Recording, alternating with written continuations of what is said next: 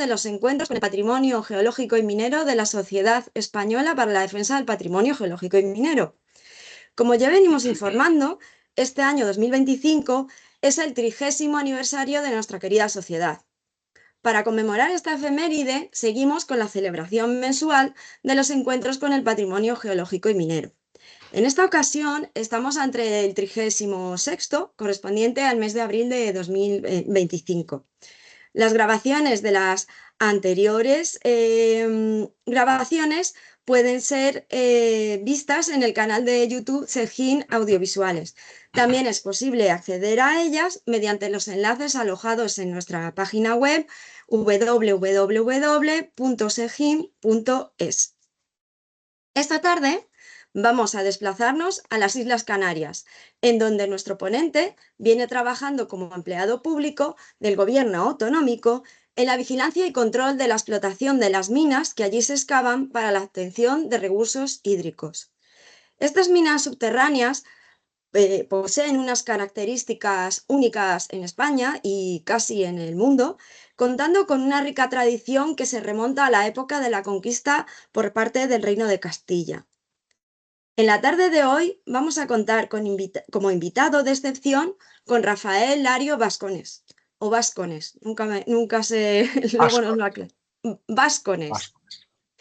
Tengo que confesar la gran alegría que me produjo que respondiera afirmativamente a compartir con nosotros su tiempo y sobre todo sus conocimientos y experiencia en campo sobre la minería del agua en las Islas Canarias. Por ello, quisiera aprovechar para darle las gracias por su disposición a colaborar desde el primer momento en el que le planteamos participar en nuestros encuentros con el patrimonio geológico y minero. Rafael nació en Madrid en 1969. Siendo sus padres de territorios tan mineros como Bailén en Jaén en el caso de su padre y de Palencia en el caso de su madre, podía pensarse que estaba predestinado a estudiar ingeniería de minas. Sin embargo, quien le influenció para que se decantara por esta opción fue un profesor de COU que le refirió maravillas sobre la carrera y la profesión. Todo ello a pesar de que su madre se echó a llorar cuando Rafael le comunicó su decisión, porque en la montaña palentina, su tierra natal, había vivido unos cuantos accidentes mineros en los años 40 del siglo pasado.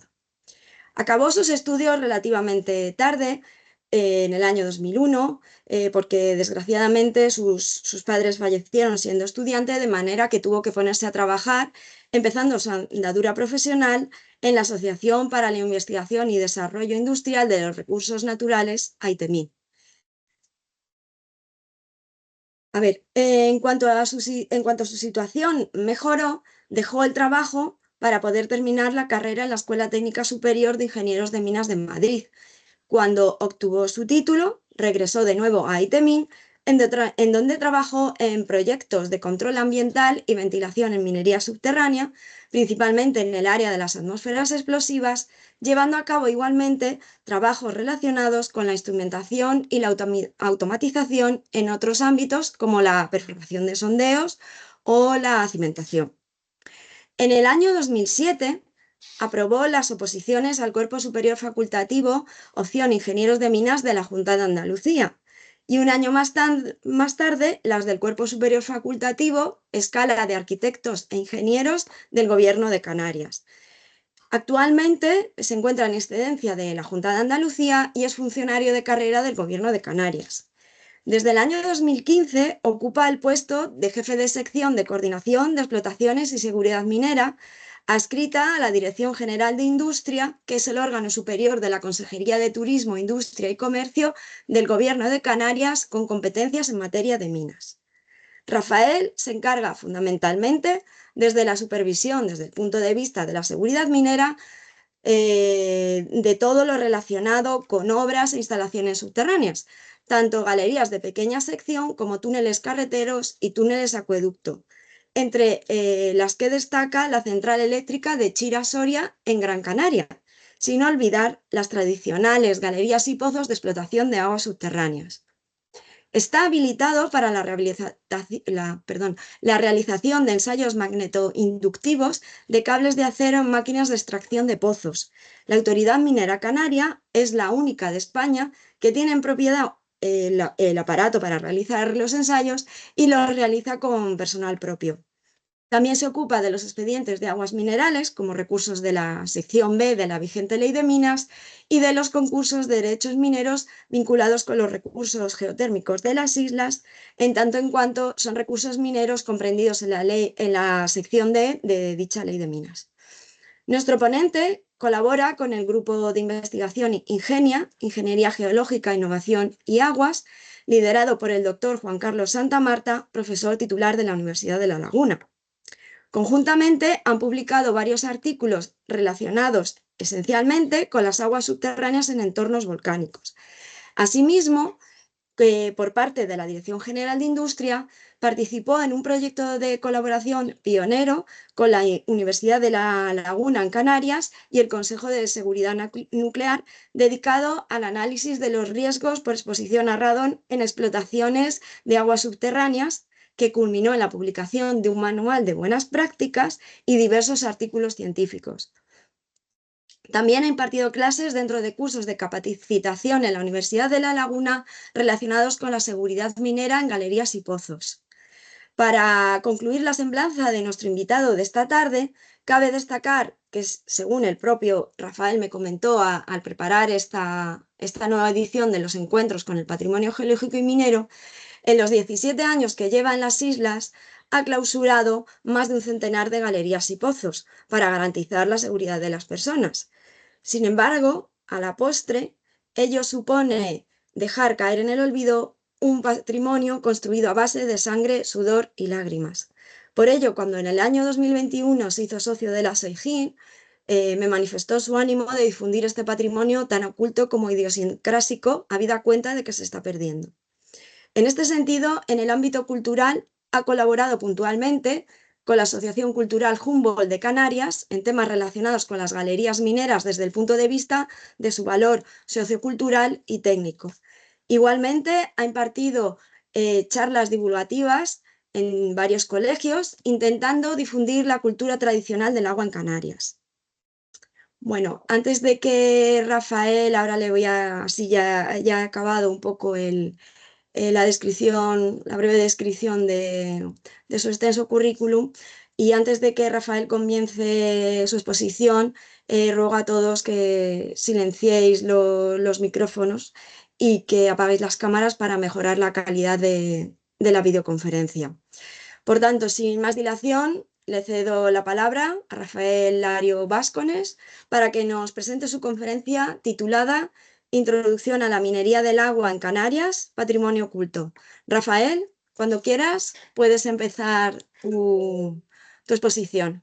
Hola, muchas gracias Pilar, gracias por tu benevolente presentación y por esta oportunidad. Soy yo el que tiene que agradecer a la sociedad la invitación y la buena disposición a aguantar el rollo que voy a soltar. Seguro que no es un rollo. Seguro que no es un rollo. Gracias también a los asistentes, tanto los que están en directo como los que puedan ver en diferido esta presentación.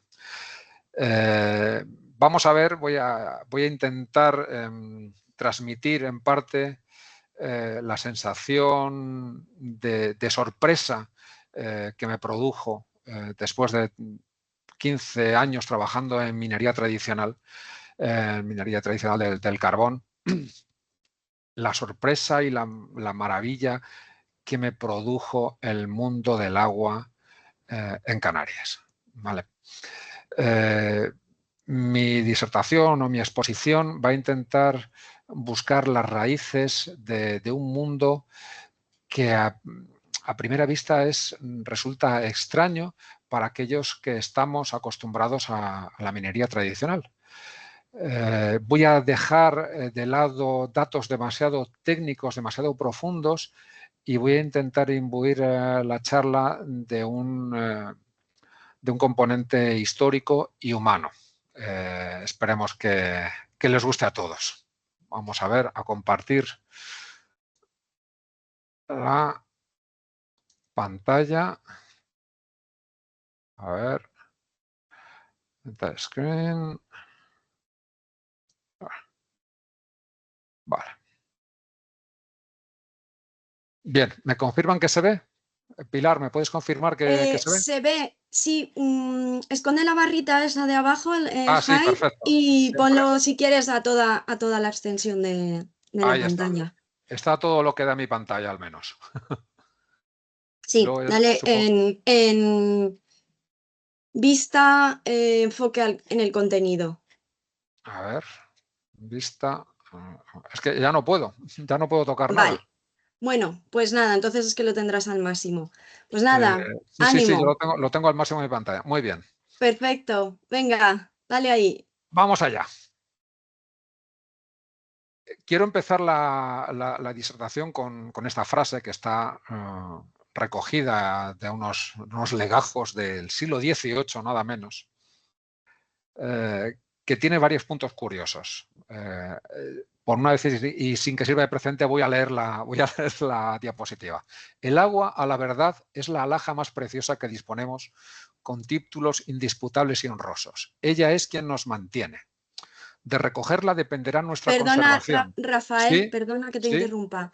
sí, En mi caso no ha pasado a la ¿no? diapositiva del texto, no. A ver, ahora, Ahora, perfecto. ahora, ahora, No, ahora, eso es. ahora. Ella es quien Estupendo. nos mantiene. De recogerla dependerá nuestra conservación, el lustre de este pueblo, el aumento de las rentas reales y eclesiásticas en los diezmos que producen las viñas de Malvasías. Al agua debe la Orotava sus grandes dotaciones. Esto lo dice Antonio Francisco Benítez de Lugo, señor de la isla de Alegranza, representante de la muy noble junta de señores caballeros dueños del agua de la Orotava. Muy noble junta de señores caballeros dueños del agua. Apuesto a que no habían visto ustedes un título semejante hasta ahora. Está fechado en 4 de febrero de 1774. Luego explicaré en qué contexto está recogido este escrito, estas frases. Vamos al pasado, vamos a transportarnos al pasado, al contexto histórico, bueno, del siglo XV. Estamos hablando de la época de la Guerra de los 100 años. Estamos hablando de la época de la invención de la imprenta, de la caída de Constantinopla, de la época de Leonardo, de la época de Botticelli, de la época de Don Cristóbal. Es una época, un lapso de tiempo bastante grande. Estamos hablando desde la guerra de los 100 años, que duró más de 100 años, como ya sabemos, y que empezó en el siglo XIV hasta finales del siglo XV. Y estamos hablando de la época de los Reyes Católicos, que se casaron el 19 de octubre de 1469, y estamos hablando de la época de la conquista de Granada y realmente de la conformación de España tal y como la conocemos. En esta época, en este entorno temporal, vamos a centrarnos en un entorno geográfico, el contexto histórico, el contexto geográfico de las Islas Canarias. Cualquiera puede decir que no, es que la conquista de las Islas Canarias, no, mira, la conquista de las Islas Canarias abarcó, o se puede decir que empezó realmente en 1402, realmente al inicio del siglo XV, con la conquista de Lanzarote. La Gomera se anexionó en 1404, bueno, el caso de La Gomera es un caso especial. Fuerteventura y El Hierro en 1405. En 1405. La siguiente en caer, digamos, sería Gran Canaria en 1483, casi 80 años después. La Palma en 1493, cuando ya no la conquistó el Reino de Castilla, sino que la conquistó España. Y finalmente Tenerife en 1496. Como vemos, el entorno geográfico es pequeño, pero el contexto histórico-temporal abarca prácticamente un siglo. En ese siglo de conquistas se establecen tres épocas o tres fases. Las dos primeras se llaman las fases señoriales. La primera fase señorial, la fase señorial normanda, la llevó a cabo este señor, Jean de Betancourt. De hecho, hay pueblos en Lanzarote, en Fuerteventura, que bueno, aquí el apellido Betancourt, con un montón de grafías diferentes. Hay un pueblo que se llama Betancuria, que tenía muy buenas relaciones con el rey Enrique III de Castilla, y que en plena guerra de los 100 años, en 1401, el tío se lía la manta a la cabeza y se viene para acá. Y se encarga de la conquista de Fuerteventura, de Lanzarote y el Hierro, que eran islas muy poco pobladas realmente. Creo recordar que en Lanzarote, si acaso había 300 aborígenes, pues no había más. Y en el Hierro, pues también poquísimos. El Hierro es una isla muy pequeñita. Y bueno, pues este señor llegó, conquistó. En aquel entonces todavía no se habían dictado las normas de los reyes católicos contra la esclavitud y tal. Y bueno, pues los típicos tópicos, por decir de alguna forma, del mercado de esclavos, pues estaban a la orden del día. Este señor lo que hacía era obtener permisos o privilegios de los reyes castellanos, que le daban el derecho predominante de, mira, si las conquistas para ti, con tal de que tú luego me pagues, digamos, entre comillas, el alquiler, ¿vale? La fase señorial normanda, los normandos salieron de aquí y le cedieron sus derechos al señorío castellano, concretamente a don Hernán Peraza el Viejo, que desembarcó en la isla de La Gomera en 1418. No fue una conquista como tal al principio, ¿vale?, sino simplemente pues, fueron alianzas, ventas, tratos con los gomeros, con los habitantes de la isla, etcétera. Aunque luego sí que hubo ciertas revueltas debido pues, a la crueldad de este señor, de don Hernán Peraza, y hubo una rebelión de los gomeros y al final pues hay un paraje en La Gomera que se llama la Degollada de Peraza. Ustedes sabrán interpretarlo, la Degollada de Peraza. Y finalmente está la fase realenga, que ya está capitaneada o impulsada por los reyes católicos. ¿Por qué? Pues evidentemente porque en la fase señorial la gente como que no ponía mucho interés en conquistar las islas que faltaban, Gran Canaria, Tenerife y La Palma, precisamente además porque eran las más difíciles. Es donde había mayor resistencia por parte de los habitantes. La primera en conquistar fue Gran Canaria, la siguiente La Palma y por último Tenerife. Vale. Y ya se conquistan para rendir pleitesía al reino de España. Vale. Ya es la corona de España.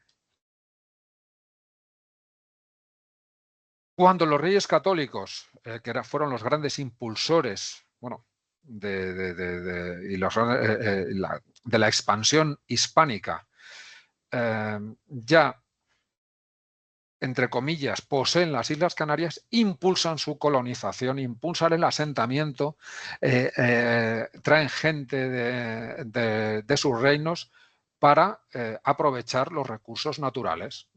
Y en aquel entonces, pues a falta de ganadería, el cultivo, el recurso natural que más explotaba fueron los cultivos, la agricultura, concretamente de la caña de azúcar. Y para llevar a cabo los cultivos de caña de azúcar hacen falta aguas. Y en el momento en que hacen falta aguas y tierra es cuando empiezan las cédulas de otorgamiento de concesiones de tierras a los nobles señores, a los adelantados, etcétera, etcétera, para ir asentando una sociedad civil y económica establecida. Aparte de las tierras, del reparto de tierras y aguas, pues se ejecutan obras, ingenios azucareros, es decir, las máquinas, las instalaciones para convertir la caña de azúcar en azúcar.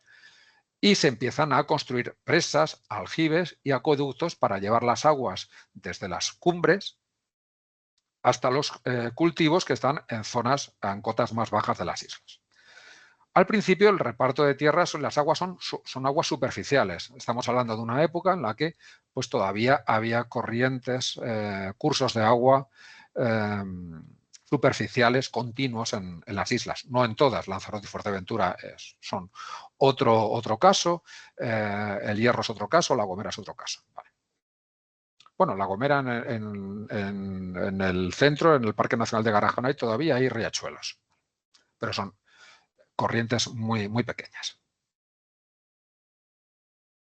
A este respecto, los reyes empiezan a emitir cédulas que es leyes, decretos, como quieran llamarlo, la cédula de 4 de febrero de 1480 en Gran Canaria, en el 96 para Tenerife, ¿vale? Y en el 15 de noviembre de 1496 confieren un poder al adelantado Alonso Fernández de Lugo, que es ese señor que aparecía en la diapositiva con la cruz, ¿no? Que fue el que capitaneó la conquista de las islas, para repartir tierras y aguas en La Palma. ¿Vale? Una cédula, este señor prácticamente tiene libertad para ir concediendo a cada uno de las personas que le hubieran ayudado o que le ayudaron a financiar la conquista y las luchas y las batallas, pues en premio se le otorgan tierras y se le otorgan aguas. ¿Vale? Y este señor tenía poder para eso. Lo que él repartiera aquí en nombre de los reyes, bien repartido quedaba. Y es entonces donde aparece una figura esencial para entender. Yo sé que esto a lo mejor le dicen, ¿y esto qué tiene que ver con el mundo del agua actual? Pues tiene que ver mucho, porque aquí aparece una figura primordial, que son los heredamientos. Los heredamientos de aguas, la propiedad de las aguas. Normalmente en la península estamos acostumbrados, incluso la ley de aguas se hacía que la propiedad de las aguas correspondía al propietario del terreno en el cual las aguas afloraban. Pero en Canarias no es así. En Canarias, el agua que nació en las cumbres se repartía junto con las tierras de cultivo que estaban en cotas más bajas. Es decir, si a un determinado noble caballero se le otorgaban X hectáreas o fanegas o celimines de una tierra, tenía que venir con su agua correspondiente y ese agua estaba en la cumbre. Es la cumbre. O sea, había una asociación de facto entre agua y tierra, pero una disociación en cuanto al lugar. Es decir, un señor que era propietario de una tierra era al mismo tiempo propietario de un agua que afloraba en otro sitio, en otro lugar. ¿Qué es lo que ocurrió? Que además que la propiedad de este agua, la propiedad de estos nacientes, en aquel entonces eran lo que se llamaba, por ejemplo, en la Orotava el río de Agua Mansa, eran nacientes, había corrientes de agua superficial, quedó en manos de una pequeña parte de la población, de una pequeña élite. ¿Se acuerdan de los famosos caballeros dueños del agua que hablábamos al principio? Y se fundaban y se organizaron en entidades denominadas heredamientos. Evidentemente porque esa propiedad también se heredaba de padres a hijos y se vendían y había permutas y podías vender derechos, etc. Lo curioso es que muchos de esos heredamientos perduran hoy en día 500 años después. Es increíble que son entidades de derecho fundadas al amparo de cédulas de los Reyes Católicos. Esto yo creo que nos da una dimensión nueva de lo que implica la cultura del agua en las islas. Es algo que a mí realmente me dejó impresionada. Esta propiedad de las aguas, a medida que va pasando el tiempo, desemboca en disputas, lo que aquí se llamaba contiendas de agua. Era tan así el tema de las disputas y las contiendas de agua que la gente se podía dar puñaladas por un quítame ya esos litros, ¿no? Esos metros cúbicos de agua, o pipas, que es la medida que se utiliza aquí, la pipa de agua, que fue necesario establecer una figura de autoridad denominada el alcalde de aguas y una figura de autoridad, digamos, más policial denominada el alguacil de aguas. O sea, estaba, por ejemplo, el alcalde mayor del pueblo, que era el que tenía la autoridad civil sobre los ciudadanos de un determinado asentamiento, y estaba el alcalde de aguas, que era el que tenía la autoridad sobre las aguas. Y el alcalde del pueblo no se podía meter en la jurisdicción del alcalde de aguas. El truco estaba en que normalmente este alcalde de aguas era uno de los miembros de esa élite, ¿vale? De esa élite de nobles señores propietarios de las aguas. Esta figura perduró hasta 1835, hasta bien entrado el siglo XIX. ¿Eh? Ojo, ojo que lo que estamos hablando. Perduró 200 años. Es realmente impresionante. ¿Heredamientos famosos? Pues aquí heredamientos de Las Palmas, de Arucas, de Firgas, o bueno, hoy en día, hablando de Firgas, aquí hay una marca de agua mineral que es el agua de Firgas, agua muy buena, por cierto. En Gran Canaria se fundaron hasta 140 heredamientos. En Tenerife, 8, siendo muy famoso, por ejemplo, el heredamiento de la Orotava. En La Palma, el heredamiento de las haciendas de Argual y Tazacorte, que sigue existiendo a la actualidad, es una de las entidades de derecho más antiguas de Canarias. ¿Vale? Y bueno, hay también heredamientos en La Gomera, etc. Para que nos hagamos una idea del contexto geográfico, esto que ven aquí es el Valle de la Orotava. ¿Vale? El Valle de la Orotava visto desde el norte. Toda esta parte de aquí, que es la corona forestal.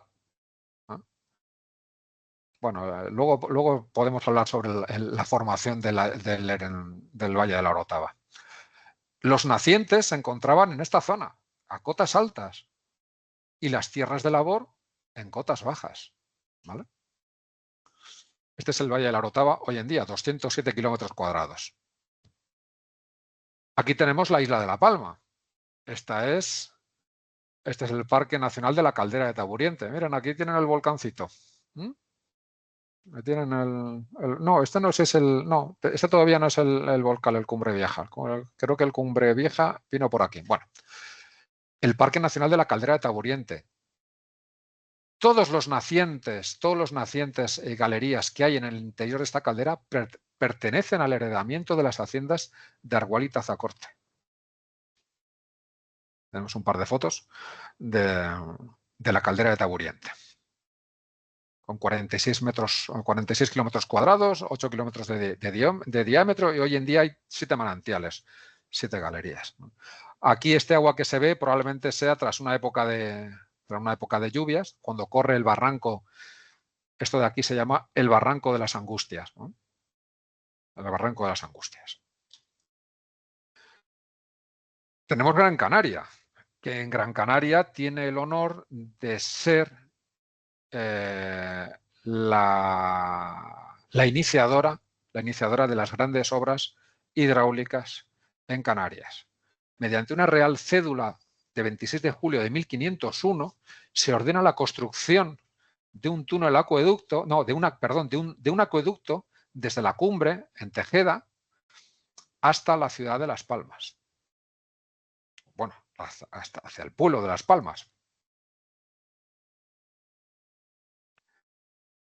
Ese acueducto llevaba incluido la perforación de un túnel acueducto, la primera obra hidráulica subterránea en Canarias data del inicio del siglo XVI. Un túnel de 3.800 metros de longitud, situado en la cumbre,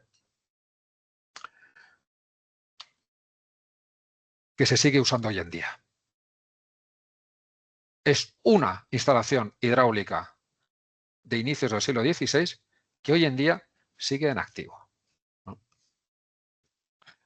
Últimamente ha mejorado bastante el estado, pero ha estado durante bastante tiempo un poco dejado de la mano de Dios. Pero se sigue usando, y se sigue usando para su motivo, para su destino original: llevar el agua de la cuenca interior de la isla hacia la costa. Todo este preámbulo que les he comentado nos sirve para poder entender una serie de ideas que están muy arraigadas en la cultura canaria del agua. La primera de todas es que el agua es de propiedad privada. ¿Por qué?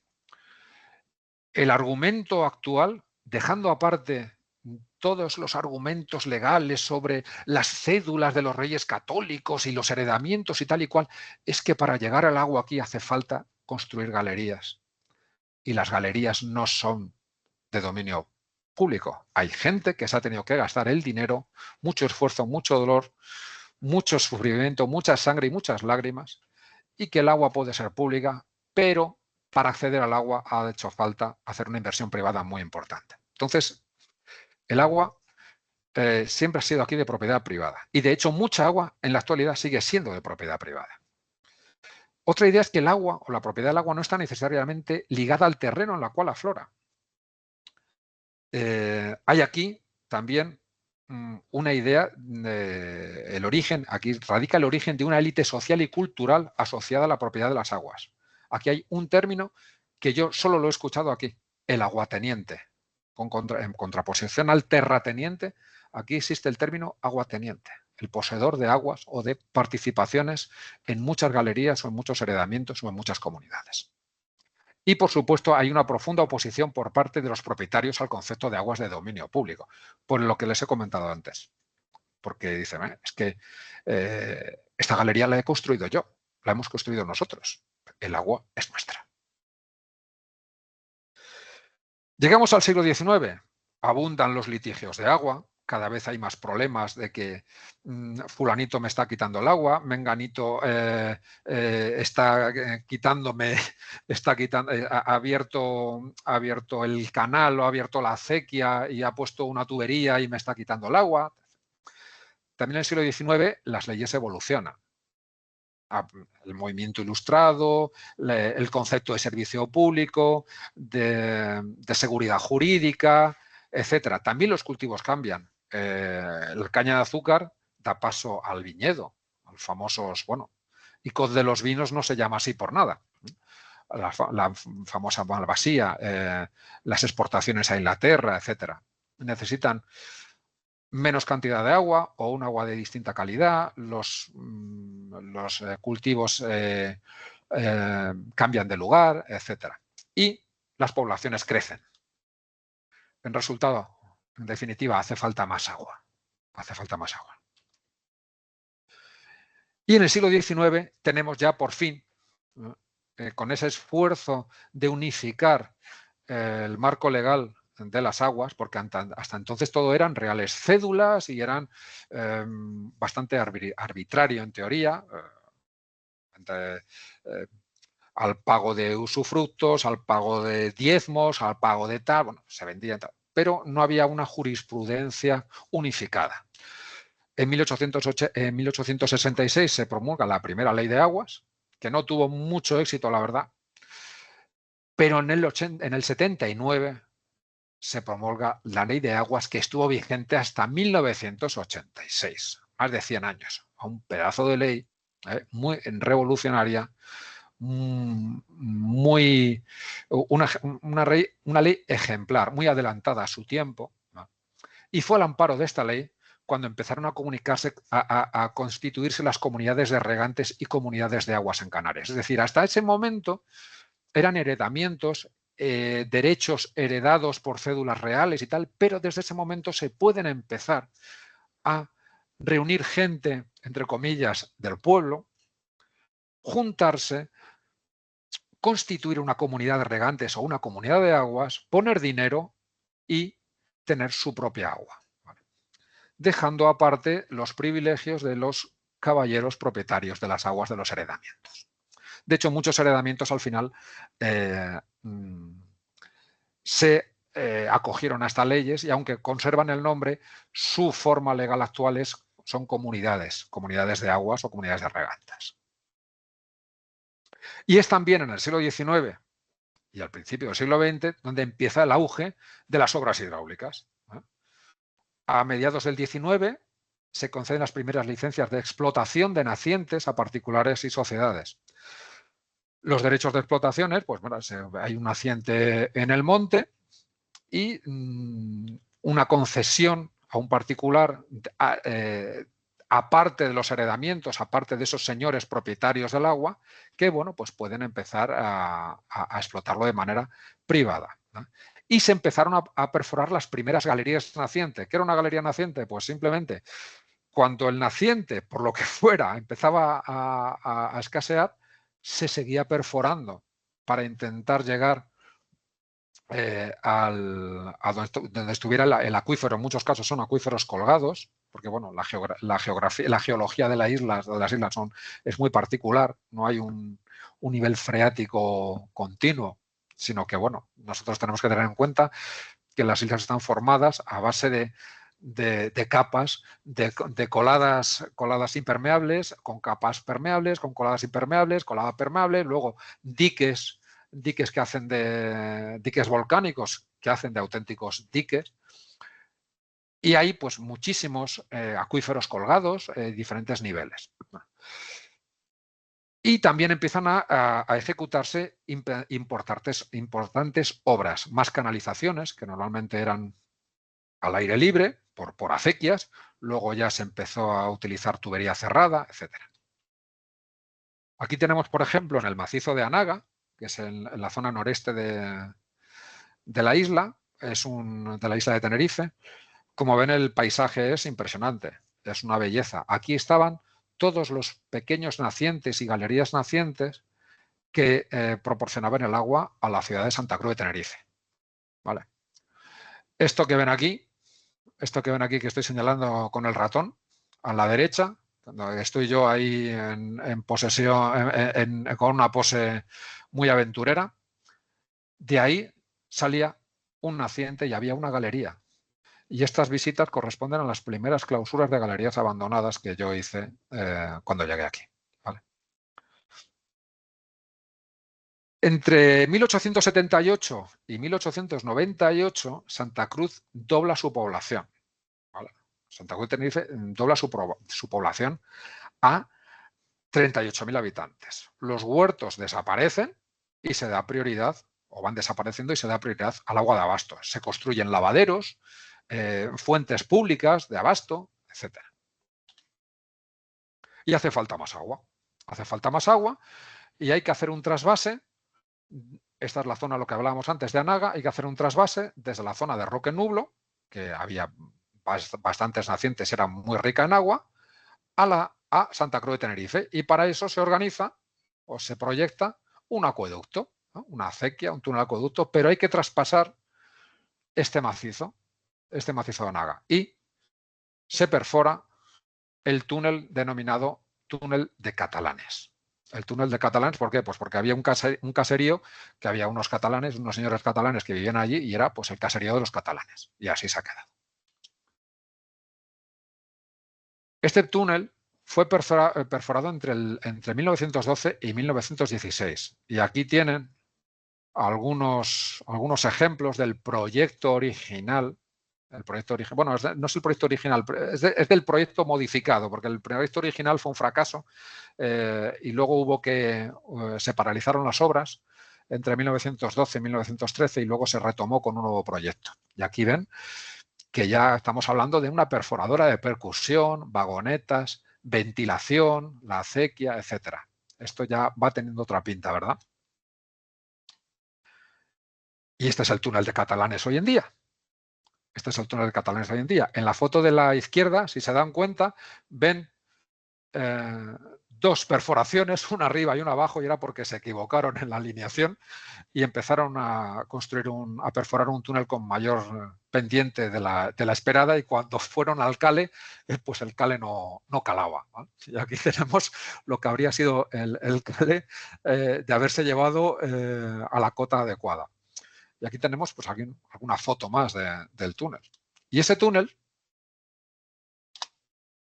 pues se sigue usando hoy en día. Eso sí, no lleva agua, no cumple su función original, sino que el propio túnel, la propia excavación del túnel, pues tiene un alumbramiento de agua. Entonces el agua que sale de ahí es el que se aprovecha. Avanza el siglo XX y las necesidades aumentan. La población crece, la agricultura crece, la industria crece y hay que buscar más agua. Se constituyen cada vez más comunidades de aguas y más comunidades de regantes, empieza la perforación de galerías en plan serio, empieza la perforación de pozos, ya se usan explosivos, pozos que ahora veremos cómo son. Se construyen en algunas islas galerías filtrantes o las denominadas minas de agua, los famosos kunats, que se ven mucho en Oriente Medio, y se empiezan a construir acueductos serios, ¿vale? Acueductos y canales que rodean, por ejemplo, en Tenerife, cuando uno viaja a Tenerife, de repente ve como líneas de nivel alrededor de la montaña y son canales que van a diferentes cotas y en esos canales desaguan diferentes galerías, cada una perforada a una cota. Ojo, todo de propiedad privada. Galerías, pues aquí tenemos un ejemplo de lo que es una galería, la bocamina de una galería. La galería Los Lances, esta está en Santa Úrsula. Esta es la galería, la de la izquierda es hidráulica de las Nieves, en La Palma, en el Barranco de la Madera. Y lo de la derecha es una galería. Sí, es una galería. Si se dan cuenta ahí abajo, se ve una personita, una pick-up, y la máquina locomotora de la galería. Esta es la galería El Pinalejo, está en el norte de La Palma. Aquí abajo se ve la escombrera y una vagoneta. Esta galería de hidráulica de las Nieves, esto que se ve por aquí es el camino de llegada, que aquí ha desaparecido. Aquí ha desaparecido. Para que se hagan una idea de lo que hay por aquí. Esta es la galería que les decía antes, la galería El Pinalejo. Como se dan cuenta, las dimensiones, claro, las dimensiones, cuando se empezaron a perforar estas galerías, no había reglamento general de normas básicas de seguridad minera. Estaba el reglamento de policía minera y metalúrgica, ¿vale? Pero estos proyectos eran ejecutados a veces por el arquitecto municipal, ¿vale? Por el arquitecto municipal. Y las dimensiones de las galerías, dado que eran de origen privado y de financiación privada, eran las mínimas necesarias para que pasara el mulo o el borrico. Al principio la gente entraba arrodillada, ¿no? Entraba a gatas. En los primeros nacientes, en las galerías nacientes, la gente entraba arrodillada. Yo he llegado a clausurar galerías que tenían 60 centímetros, 70 centímetros de altura. Luego se hacía a la altura en la que para que pasara el borrico o la mula que cargaba los escombros de salida. Posteriormente ya se introdujeron las locomotoras y las vagonetas, etcétera. Aquí a la derecha pues pueden ver una galería que creo que es la misma, creo que es el Pinalejo, ¿vale? Y se puede ver el agua en repisa, que se dice, el agua en el suelo. ¿Vale? Y sí, estas fotos no son antiguas. Estas fotos están sacadas en el siglo XXI. Y esto que ven aquí son carburos. Son carburos. Están sacadas pues en el 2009, 2010, por mí. Estas fotos son mías. No están electrificadas. Lo único que tienen, algunas de ellas, son aire comprimido. Algunas de ellas, muchas de ellas no tienen ventilación forzada, porque ventilan por difusión. Es otro mundo. Aquí tenemos, por ejemplo, el canal de la galería, ¿vale? Y aquí tenemos, perdón un momentito.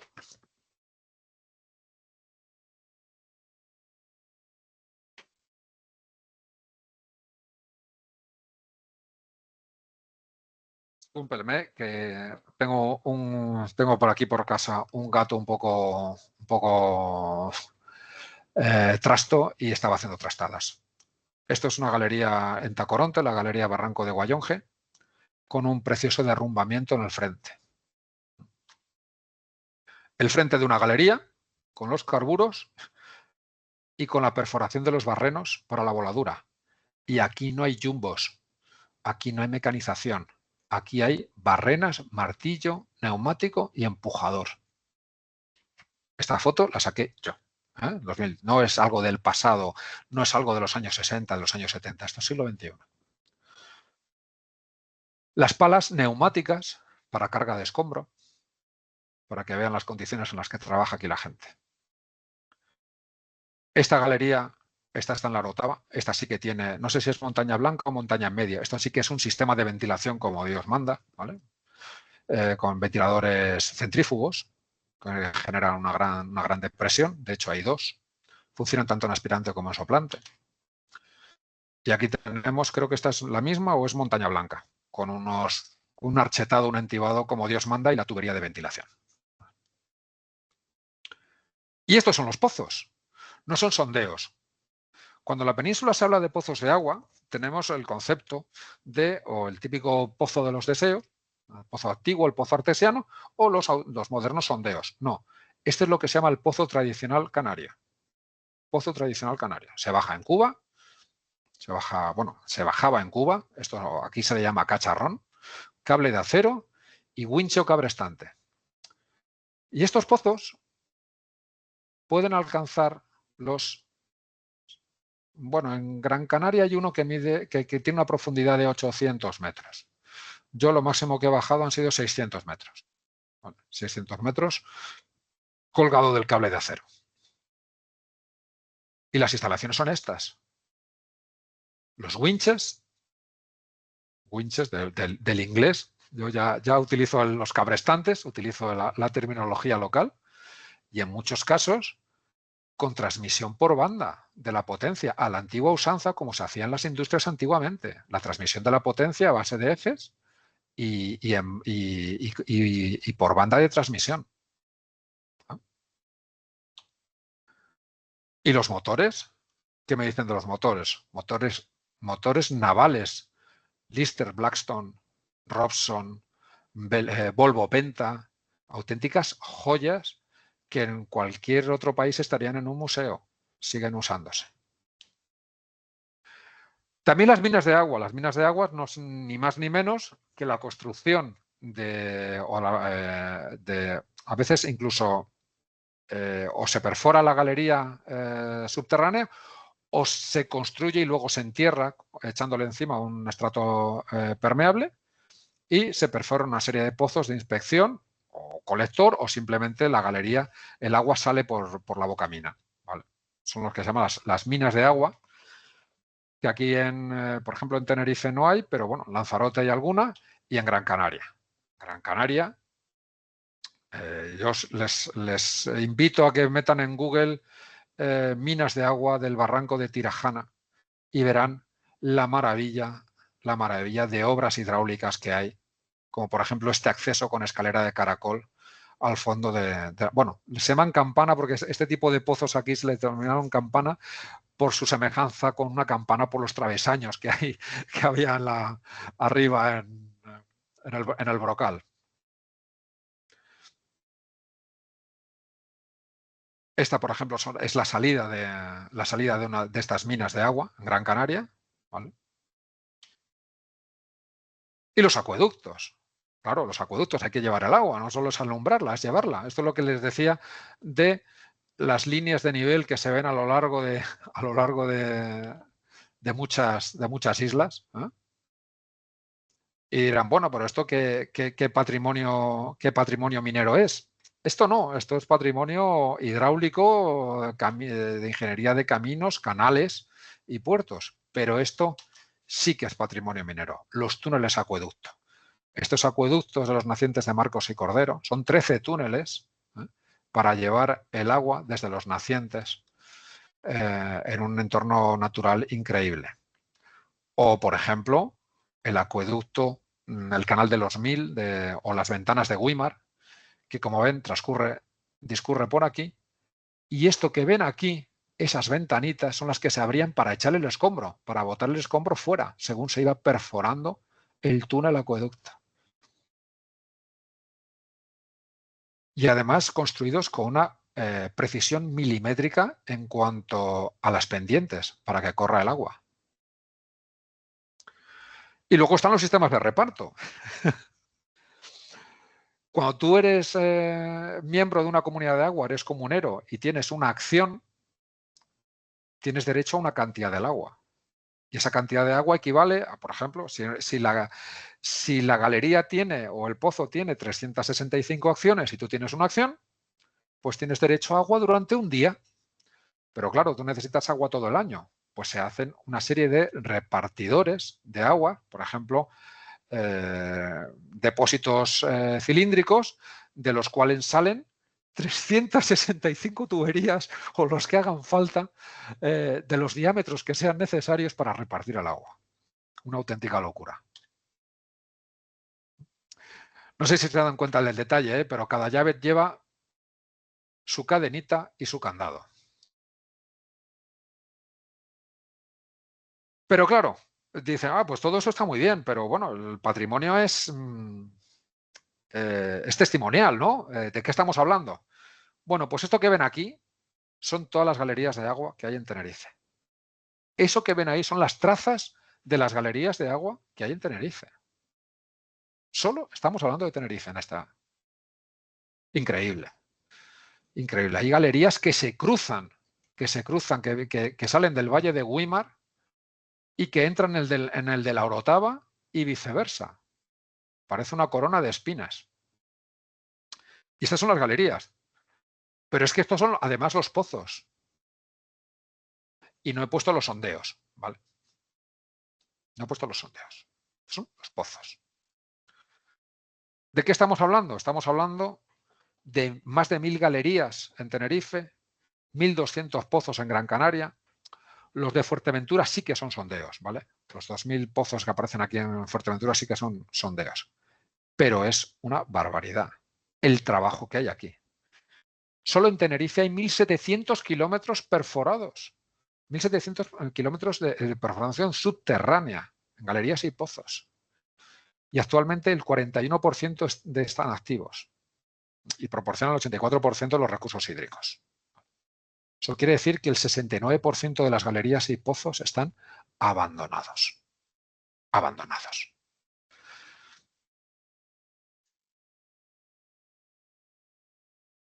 Pero las necesidades aumentan, estamos en el siglo XXI y hay que buscar más agua. Las siguientes soluciones que nos quedan son la desalación, la regeneración y la reprofundización. Es lo que hay. No queda otra. La reprofundización de galerías se sigue perforando, pero cada vez es más costoso y cada vez el agua que sale es, si no de peor calidad, bueno, son aguas más añejas, más antiguas, aguas, lo que llaman en muchos casos son aguas fósiles, muy mineralizadas.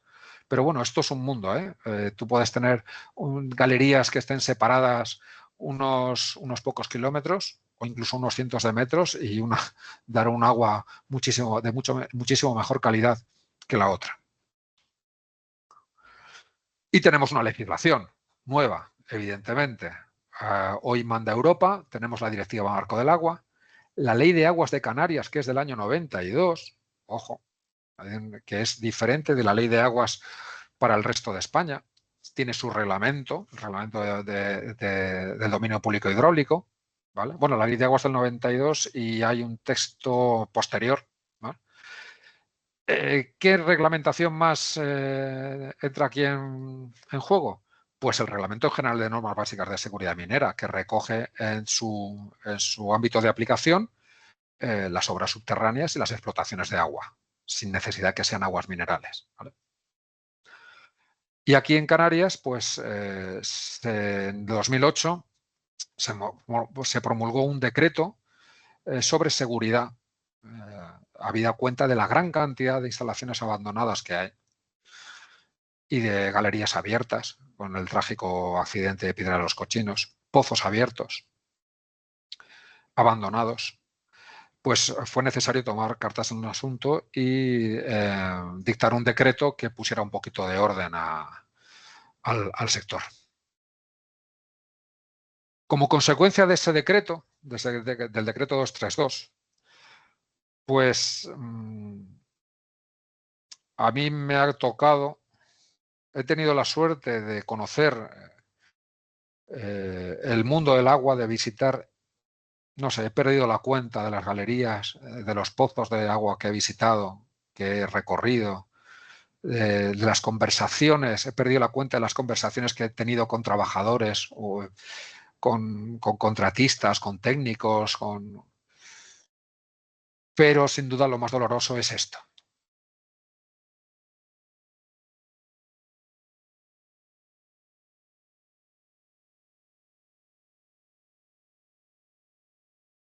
No se hacen idea de lo que le duele a uno el corazón, que uno de mis trabajos o mis funciones anuales es ir a recibir las obras de clausura de galerías y pozos abandonados que están que son de propiedad desconocida, en terrenos de titular desconocido, herederos de fulanito, herederos de comunidades de agua que ya han desaparecido, galerías que se perforaron y que no dieron agua, pozos que se perforaron y que luego se salinizaron. Y se le cae el alma a los pies cuando va a una caseta de una galería y ve los motores en este estado, desguazados. Motores que son piezas de museo. Motores que hubo que transportar desmontados en piezas a lomos de mulas, por senderos, por caminos de cabras, con un esfuerzo, con una dedicación increíble. Y realmente es un patrimonio que no se valora, no es que no se valore suficientemente, es que no se valora y punto. Y que realmente a uno se le encoge el alma cuando tiene que hacer esta clase de trabajo, esta clase de inspecciones. En fin, esperemos que esto cambie. No hay apenas protección oficial, que yo sepa.